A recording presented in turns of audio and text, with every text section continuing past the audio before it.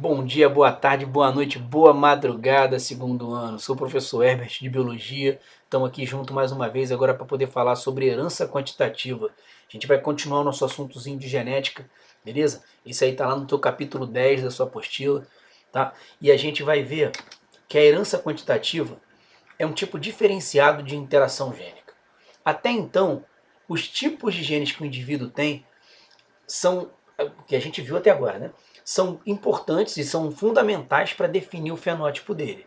Né? Se ele tem o A faz uma coisa, se tem o B faz outra, o A com o B faz outra, sem A sem B é outra. Aqui, todos os genes, todos os pares de genes fazem exatamente a mesma coisa. A contribuição de todos eles é exatamente igual. Só que aí o fenótipo do indivíduo vai ser resultado da contribuição de todos os genes dominantes que ele tiver. Então, vou te dar um exemplo. Pigmentação. Você pega lá uma planta qualquer, né, ou uma pessoa. Cor da pele. A cor da pele ela é definida pela quantidade de melanina que a gente é capaz de produzir. Então a gente tem vários pares de genes para atuar nessa produção de melanina. Quando um gene for dominante, ele vai representar, ele vai definir, vai determinar a produção da melanina. E o gene recessivo é para não produzir a melanina. Então, quanto mais genes dominantes ele tiver, mais melanina ele vai ser capaz de produzir. Quanto mais genes recessivos ele tiver, menos melanina ele produz. Então, o fenótipo do indivíduo é resultado do somatório das contribuições de todos os genes dominantes que ele tem. Lembrando que todos esses genes fazem exatamente a mesma coisa. Então aqui não importa os genes que ele tenha, e sim quantos genes ele tem. Beleza? Aqui a gente tem também um padrão que é com relação ao fenótipo. Diferentes casos de herança quantitativa envolvem diferentes números de pares de genes participando. Então a gente pode ter muitos fenótipos. Beleza? Então, o número de fenótipos sempre vai estar associado ao total de genes envolvidos. Tá? O número de fenótipos total é igual ao número de genes mais um. Vamos para um exemplo. Olha só. Paineira é uma planta que produz flores que variam do branco até o vermelho. Beleza? Passando por tons de rosa. Então vamos admitir aqui que sejam dois pares de genes responsáveis pela produção desse pigmento na flor da paineira. Beleza? Então, como eu falei para vocês, o número de genes define a quantidade de pigmento que vai ser produzido. Então, por exemplo, a flor vermelha é a que produz a maior quantidade de pigmento possível. Então isso, para ela produzir essa quantidade toda de pigmento, ela tem que ter 4 genes dominantes, porque é o máximo que pode ter. São 2 pares de genes, então um total de 4 genes. Agora, a flor branca é aquela que tem a menor quantidade de pigmentos possível, ou seja, nenhum, zero. Então assim, o número de fenótipos vai ser igual ao total de genes envolvidos, que são 4, mais 1. Porque eu tenho um fenótipo para o indivíduo que tem 4 genes dominantes, para o que tem 3, para o que tem 2, para o que tem 1 e para o que não tem nenhum gene dominante. O indivíduo que é totalmente recessivo também tem seu próprio fenótipo. Beleza? Então vamos lá. Quais são os genótipos possíveis para cada caso? Para o indivíduo que tem cor branca, ele não pode ter gene dominante nenhum. Então ele vai ser Azinho, Azinho, Bezinho, Bezinho. Agora, quando o indivíduo for rosa claro, ele tem que ter um gene dominante. Qual? Qualquer um dos dois. Então, desde que ele tenha um gene dominante, a cor dele vai ser rosa claro. Então ele pode ser Azão, Azinho, Bezinho, Bezinho, ou Azinho, Azinho, Bezão, Bezinho. Tem um gene dominante só. Quando o cara tiver 2 genes dominantes, ele vai ser rosa médio. Não importa se é Azão, Azão, Bezinho, Bezinho, ou Azinho, Azinho, Bezão, Bezão, ou ainda Azão, Azinho, Bezão, Bezinho. Tranquilo? Para ter rosa escuro, para ser rosa escuro, ele tem que ter 3 genes dominantes. E quando tiver os 4 dominantes, ele vai ser vermelho. Tranquilo? Aí qual é a proporção fenotípica que a gente encontra quando você tiver um cruzamento entre heterozigotos? Aquilo que a gente já tinha visto antes na segunda lei de Mendel, nos casos de interação gênica. Vamos lá. Aqui você tem também o cruzamento entre 2 indivíduos que têm genes com segregação independente. A e B tem segregação independente. Como eu falei para vocês antes, eu posso então separar. Eu vou fazer o cruzamento de Azão Azinho com Azão Azinho e de Bezão Bezinho com Bezão Bezinho. Tranquilo? Então esses 2 cruzamentos me dão essa proporção fenotípica aí.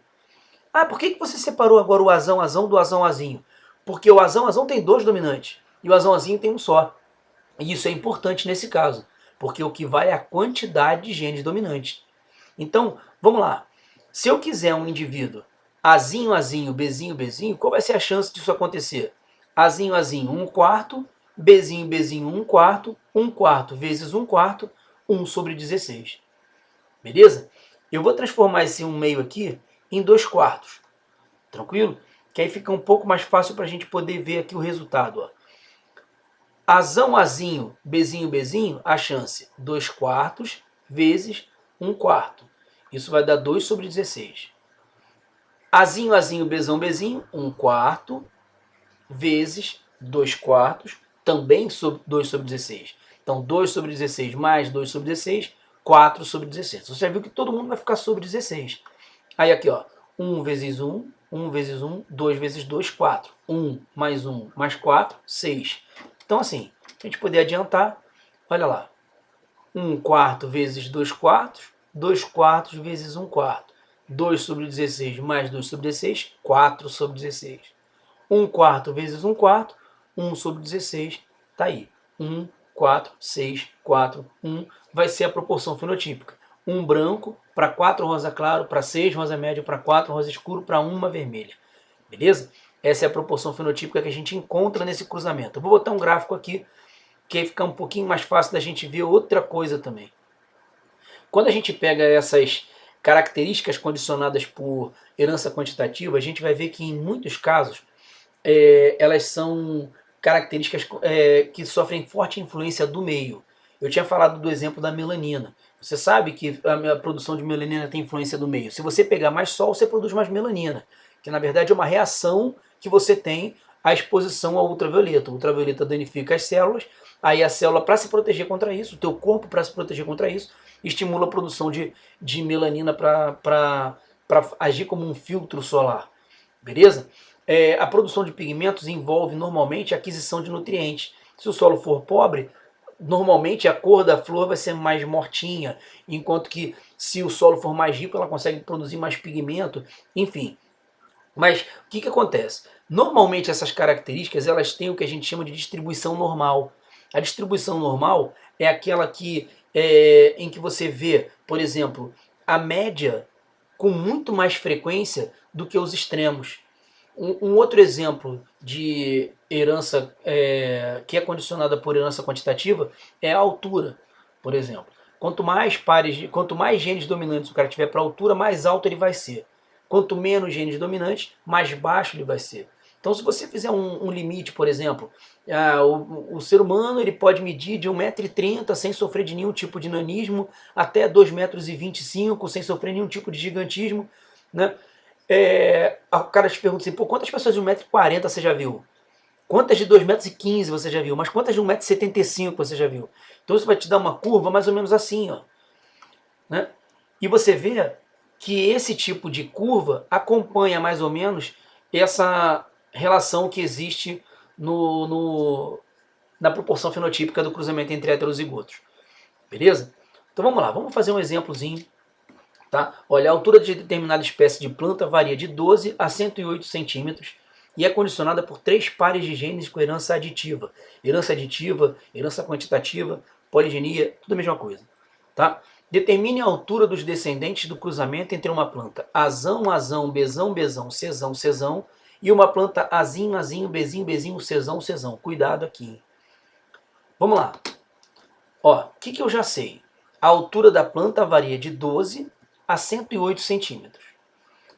E é condicionada por 3 pares de genes, ou seja, o cara com a menor quantidade de genes dominantes possível vai ser aquele indivíduo que tem a menor altura. O cara que tem a maior quantidade de genes dominantes possível vai ser o que tem a maior altura. Então como é que você faz para poder descobrir esse troço? Na verdade você não descobre, né? Você conclui isso aqui. Tá? Se liga. Qual é a diferença entre o maior e o menor?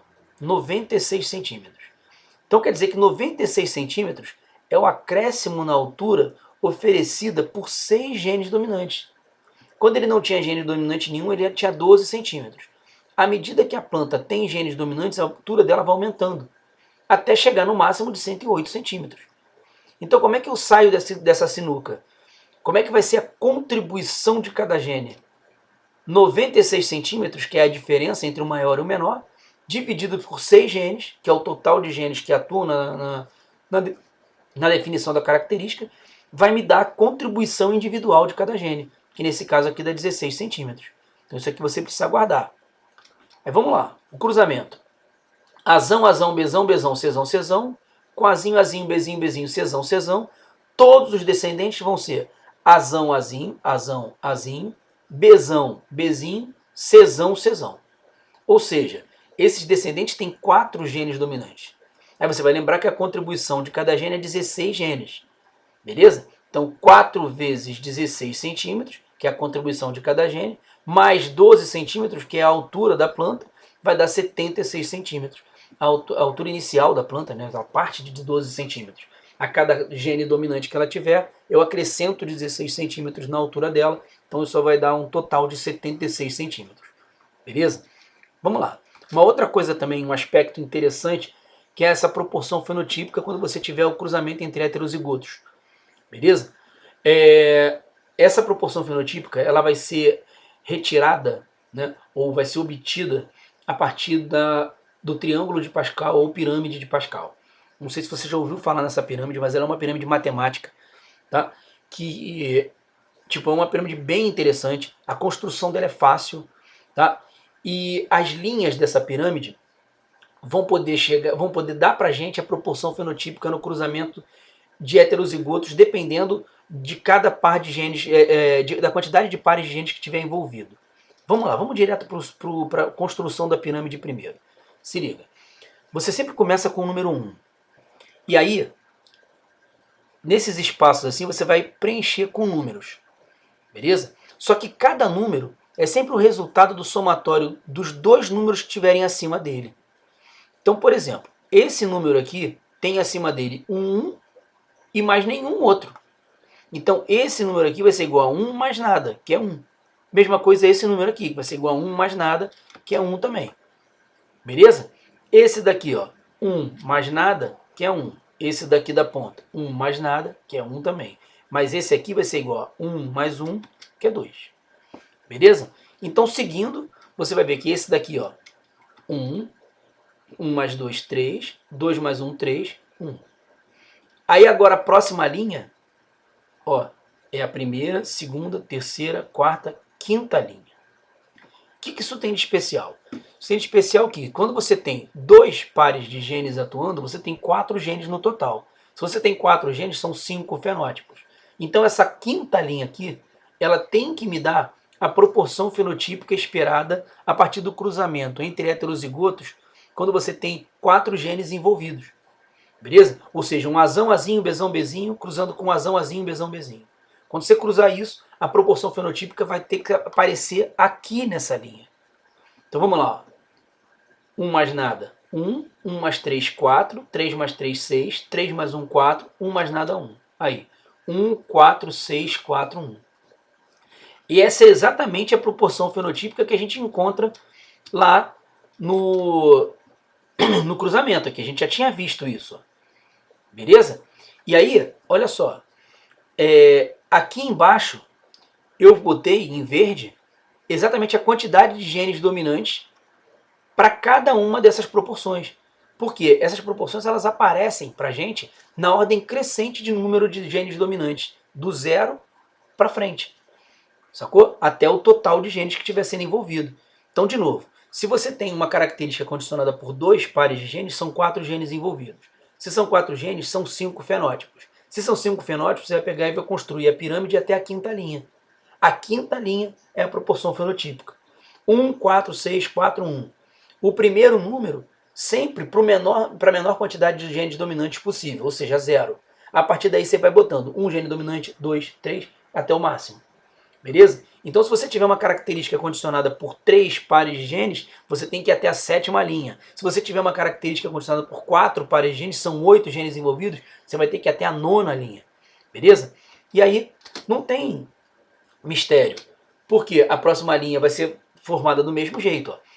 1 mais nada, 1 mais 4, 5, 4 mais 6, 10, 6 mais 4, 10, 4 mais 1, 5, 1 mais 0, 1 de novo. E aí aqui, ó, nessa 7ª linha, você vai ter a proporção fenotípica que você espera a partir do cruzamento entre indivíduos que têm 3 pares de genes. Beleza? Aí agora o cara pode fazer a pergunta para você assim, qual é a probabilidade desse cruzamento gerar um indivíduo cujo fenótipo é referente a 2 genes dominantes? Aí o que você faz? Você vem marcar aqui, ó, o 15, porque o primeiro é 0, o segundo é 1, o terceiro é 2, 3, 4, 5, 6. Se ele te pede de 4 genes dominantes, vai dar esse aqui, de 5 vai dar esse. Entendeu? Então, 15 dividido por quanto? Pelo somatório de todas as proporções. 1 mais 6 mais 15 mais 20 mais 15 mais 6 mais 1. Pô, dá mó trabalho. Não, porque o somatório é sempre igual a 2 elevado ao número de genes. Pode ver, olha aqui, 1 mais 4, 5, mais 6, 11, mais 4, 15, mais 1, 16. 16 é 2 a quarta. São 4 genes dominantes. Entendeu? 15 mais 15, 30. Mais 20, 50. Mais 6, 56. 57, 63, 64. 2 a sexta. Beleza? Então aqui eu tenho 6 genes atuando. Então qual é a probabilidade? 15 sobre 64. Já é? Então é isso, galera. Valeu, obrigado pela companhia. Tá? Qualquer dúvida vocês podem entrar em contato com a gente. Nossa equipe é maravilhosa, vai estar sempre aí para poder tirar as dúvidas de vocês. Beleza? Obrigado. Tchau, tchau.